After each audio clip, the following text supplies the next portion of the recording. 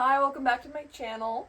Today I have some tips for you on how to deepen or enhance your connection to your desired reality. So I know a lot of us have been feeling I know I have, we can't really connect to our DR. I don't know, it just feels like I'm not making any progress, like I've plateaued.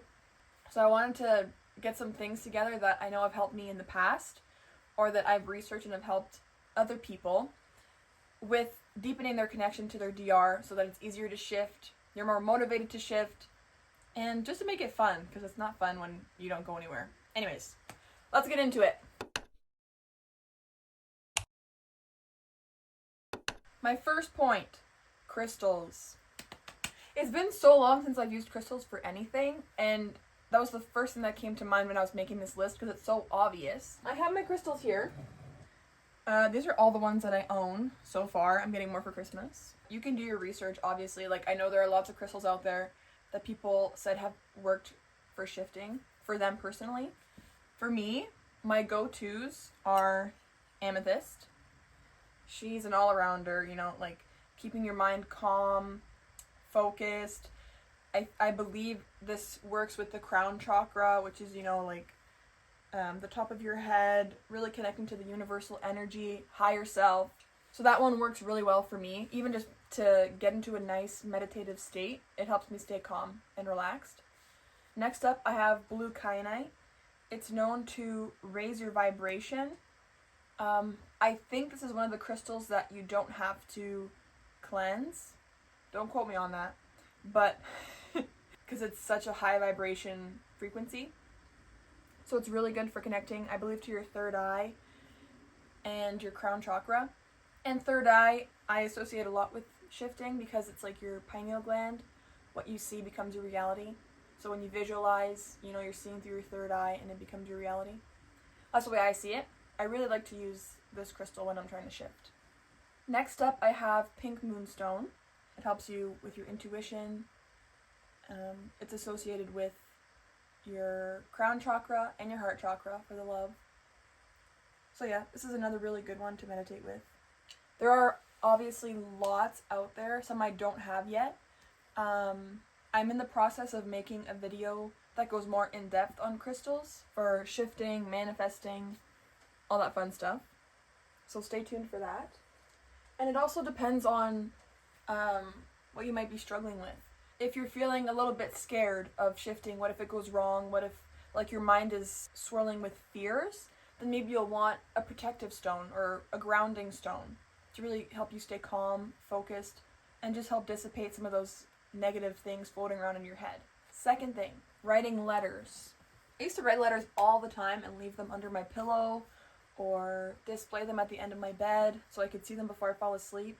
It would really put me in the right mental space to try and shift, and I used to get a lot more symptoms that way too. I haven't done it in a little while though for some reason, but I will be getting back into it. And you can write a letter to the universe, thanking it for showing you how to shift, showing you what shifting is, for all the blessings in your life. You can write a letter to your comfort character, listing all the things that you love about them. You don't want to necessarily write to them as if you haven't met them yet, because remember, we're manifesting, you have met them. They already know you. So it's like writing a letter to them, thanking them for who they are, all the fun stuff you've done together, etc. Stuff like that. You can even write a letter to your higher self or your guides, thanking them for their support and their guidance. So yeah, just write letters and then put them under your pillow and see what happens. Next up is shifting during the full moon. This is like an old shift talk thing that I've still kept with me all this time. It could be true also. I haven't done my research, but I will. And I'll make a video about it if it's really worth it. But even if it's just placebo, I think it used to help me. They said that the full moon has higher vibrations. New moon is when you set your intention, set your goals, and then the full moon is when the energy is high and your goals come to fruition. They say that it's easier to shift because it's easier for portals or something. I can't remember. It was really elaborate, and I used to eat up all those TikToks that say, "Oh, tonight's a full moon, have fun." Maybe it was placebo, maybe it wasn't. I'm going to research it because I'm interested in the moon cycles. I have to get into that again. So stay tuned again for a video about that. Now we have meditation. So obviously practicing to meditate will be beneficial for shifting, because shifting essentially is getting into a meditative state, the void state, and then visualizing your DR until you get into your desired reality. So meditation can be practiced. Like, you can improve. The first time you try and meditate, it probably won't be as easy, but little by little you'll start to notice some improvement. So keep going, because I honestly think that it's one of the most important things that you can have to shift. I myself am trying to meditate more often because it doesn't come super naturally to me. So I'm working on that. Yeah, so don't shy away even just from taking a 5-minute break, some deep breaths with your eyes closed, and just trying to clear your mind. It can really make a big difference. Tarot readings. You can give yourself a tarot reading for personalized guidance on how to shift, like I did. And some people even have tarot readings to communicate with people from your desired reality. Could be cool. I don't know if I believe that or not, but I'd like to. Music. I love listening to music that I associate with my desired reality. And I'll full on like act out scenes from my DR, like memories. I feel like a badass. Anyways.